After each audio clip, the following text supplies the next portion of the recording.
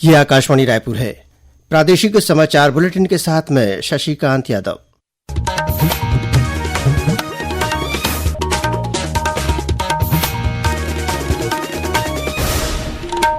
और अब पेश हैं आज के मुख्य समाचार।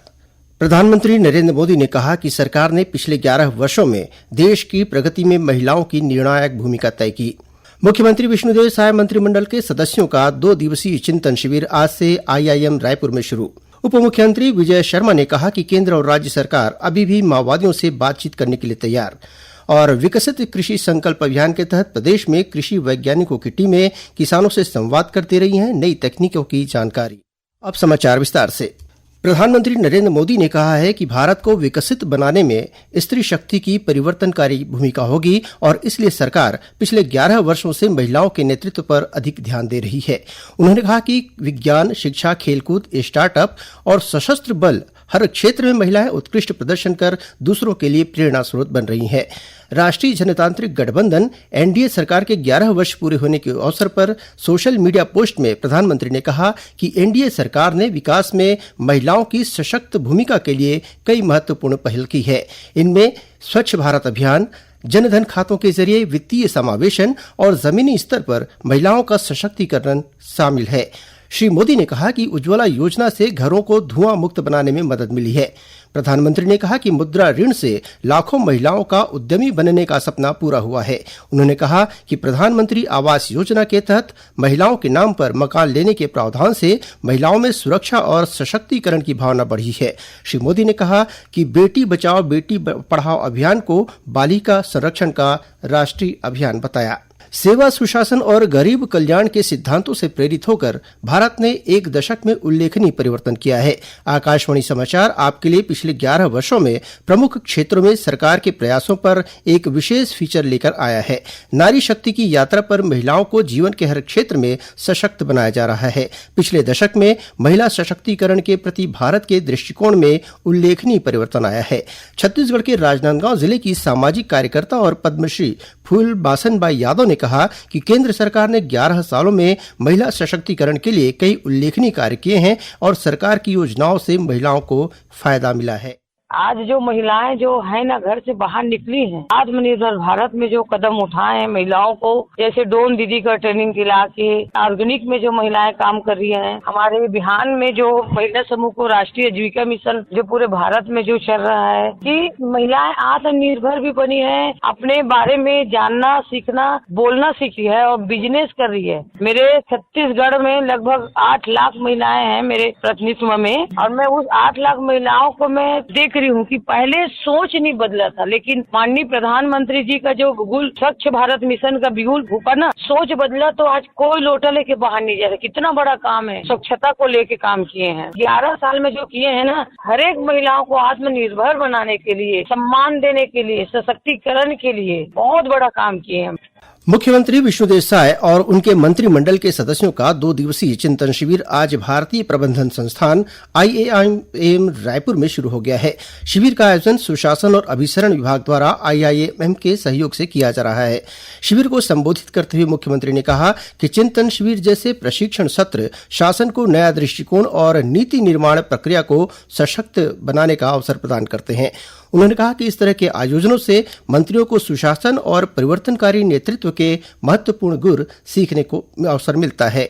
उद्घाटन में सत्र के बाद आज परिवर्तनकारी नेतृत्व और दूरदर्शी शासन, संस्कृति, सुशासन और राष्ट्र निर्माण तथा सक्षमता से सततता तक विकास के लिए सार्वजनिक वित्त पर पुनर्विचार जैसे विषयों पर चर्चा की गई। उप मुख्यमंत्री और गृह मंत्री विजय शर्मा ने दोहराया है कि केंद्र और राज्य सरकार अभी भी माओवादियों से किसी भी तरह की बातचीत करने के लिए तैयार है। श्री शर्मा ने पत्रकारों से बातचीत करते हुए माओवादियों से अपील की है कि वे समाज की मुख्य धारा में आएं।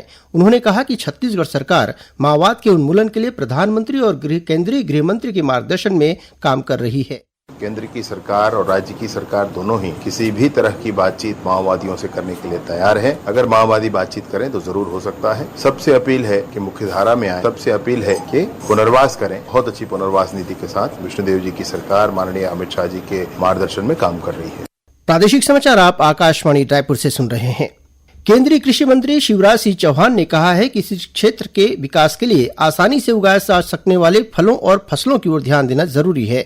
आज बेंगलुरु में उन्होंने विकसित कृषि संकल्प अभियान के एक कार्यक्रम में कहा कि ड्रैगन फ्रूट की खेती के लिए खाद ही पर्याप्त होती है। श्री चौहान ने बताया कि ड्रैगन फ्रूट कैक्टस परिवार का है और उसकी उत्पादन लागत कम होती है। प्रधानमंत्री जी ने कहा विकसित भारत के लिए विकसित कृषि और समृद्ध किसान चाहिए और विकसित खेती के अंतर्गत ही हमको कृषि का विविधीकरण करके ऐसी कमलम जैसी फसलों की तरफ आना पड़ेगा। उगाना भी आसान है, हम किसानों को एजुकेट भी करेंगे। इससे 3 फायदे हैं। एक, ऑर्गेनिक उत्पाद मिलेगा। दूसरे, इतने न्यूट्रिएंट है इसमें जो मनुष्य के स्वास्थ्य को बहुत बेहतर रखेंगे। तीसरे, इसमें आप 6-7 लाख रुपया भी हर साल कमा सकते हैं। विकसित कृषि संकल्प अभियान के तहत इन दिनों छत्तीसगढ़ में भी विभिन्न स्थानों पर कृषि वैज्ञानिकों की टीम किसानों से सीधा संवाद कर रही है और उन्हें खेती किसानी की नई तकनीकों के बारे में जानकारी दे रही है। कृषि मंत्री रामविचार नेताम कल सरगुजा के विकासखंड के उदयपुर के ग्राम उदयपुर में आयोजित विकसित कृषि संकल्प अभियान अंतर्गत आयोजित कार्यक्रम में शामिल हुए। इस मौके पर उन्होंने किसानों से अपील की कि वे कृषि में वैज्ञानिक तरीकों और उन्नत तकनीकों को अपनाएं। कार्यक्रम में किसानों को बीज वितरित किया गया। इस बीच विकसित कृषि संकल्प अभियान के तहत कृषि वैज्ञानिकों की टीम आज रायपुर जिले के आरंग विकासखंड के खौली और कोसरंगी गांव पहुंची। आकाशवाणी से बातचीत करते हुए राष्ट्रीय जैविक स्ट्रेस प्रबंधन संस्थान की वरिष्ठ वैज्ञानिक डॉक्टर लता जैन ने बताया कि टीम ने किसानों को कृषि से संबंधित जानकारी दी। हमने किसानों को विभिन्न तरीके के कृषि आयामों के बारे में बताया, उनको नई तकनीकी के बारे में जानकारी दी। हमने उनको ये बताया कि किस तरह से जैव उर्वरक, जैव नियंत्रक का उपयोग करके मृदा में पाए जाने वाले सूक्ष्म जीव को सुरक्षित रख सकता है और जो कीटनाशक की वजह से सूक्ष्म जीव का नाश होता जा रहा है, जिसकी वजह से मृदा जो है उसमें जो पोषक तत्व है उसकी कमी होती जा रही है और मृदा एक तरह से वैशेली होती जा रही है। मृदा को सुरक्षित रखने के लिए सूक्ष्म जीवों का जो उपयोग करके किस तरह से मृदा को पोषक तत्वों से परिपूर्ण किया जा सकता है, इन सभी तरह की जानकारी दी गई। मुख्यमंत्री विष्णुदेव साय ने कहा है कि आम की खेती किसानों की आय बढ़ाने की दृष्टि से काफी महत्वपूर्ण है। किसान जितने ज्यादा आम के पौधे लगाएंगे उतना ही ज्यादा फायदा होगा। मुख्यमंत्री कल राजधानी रायपुर के इंदिरा गांधी कृषि विश्वविद्यालय में आयोजित राष्ट्रीय आम महोत्सव को संबोधित कर रहे थे। मुख्यमंत्री ने कहा कि ऐसे उत्सवों से फलों और उद्यानिकी फसलों की खेती करने वाले किसानों को प्रोत्साहन मिलेगा। इस अवसर पर मुख्यमंत्री ने प्रदर्शनी का अवलोकन किया। उन्होंने इंदिरा गांधी कृषि विश्वविद्यालय के न्यूज लेटर का विमोचन भी किया। समारोह की अध्यक्षता इंदिरा गांधी कृषि विश्वविद्यालय के कुलपति डॉक्टर गिरीश चंदेल ने की। और अब पेश है मौसम का हाल। आगामी 24 घंटों के दौरान प्रदेश में 1-2 स्थानों पर हल्की वर्षा और गरज चमक के साथ छींटे पड़ने की संभावना है। वहीं मौसम विभाग ने 1-2 स्थानों पर अंधड़ चलने और आकाशीय बिजली गिरने की चेतावनी भी दी है। मौसम विज्ञानी HP चंद्रा ने बताया कि अगले 2-3 दिनों के भीतर प्रदेश के तापमान में लगातार वृद्धि होने के आसार हैं।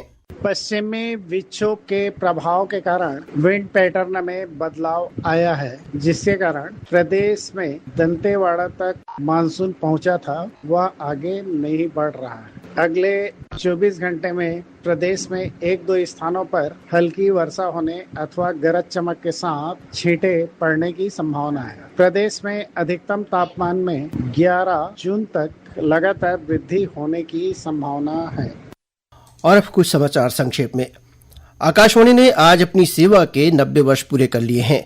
8 जून 1936 को आज ही के दिन भारतीय राजकीय प्रसारण सेवा का नाम बदलकर आकाशवाणी किया गया था। यह देश के सांस्कृतिक, सूचना और प्रसारण के इतिहास में एक ऐतिहासिक क्षण था। महासमुंद जिले के बागबाहरा थाने में गोली चलने के मामले में पुलिस ने पर्यटन मंडल के पूर्व सदस्य और कांग्रेस नेता अंकित बागबाहरा को गिरफ्तार कर लिया है। दुर्ग जिले के वैशाली नगर थाना क्षेत्र अंतर्गत कोहका भिलाई में प्रॉपर्टी डीलर से लगभग 1 करोड़ 30 लाख रुपए की ठगी के मामले में एक ट्रेडर्स कंपनी के 4 संचालकों के खिलाफ मामला दर्ज किया गया है। कबीरधाम जिले की तरेगांव पुलिस ने पशु तस्करी के मामले में 6 आरोपियों को मछली देवार जंगल के पास से गिरफ्तार किया है। और हरियाणा के रोहतक में 9 से 14 जून तक आयोजित राष्ट्रीय म्यूथाई चैंपियनशिप में भाग लेने के लिए छत्तीसगढ़ के 51 खिलाड़ियों और 9 अधिकारियों का दल आज रवाना हो गया। अंत में मुख्य समाचार एक बार फिर। प्रधानमंत्री नरेंद्र मोदी ने कहा है कि सरकार ने पिछले 11 वर्षों में देश की प्रगति में महिलाओं की निर्णायक भूमिका तय की। मुख्यमंत्री विष्णुदेव साय मंत्रिमंडल के सदस्यों का 2 दिवसीय चिंतन शिविर आज से IIM रायपुर में शुरू हुआ। उप मुख्यमंत्री विजय शर्मा ने कहा कि केंद्र और राज्य सरकार अभी भी माओवादियों से बातचीत करने के लिए तैयार। और विकसित कृषि संकल्प अभियान के तहत प्रदेश में कृषि वैज्ञानिकों की टीमें किसानों से संवाद कर दे रही हैं नई तकनीकों की जानकारी। इसी के साथ प्रादेशिक समाचार बुलेटिन समाप्त हुआ। नमस्कार।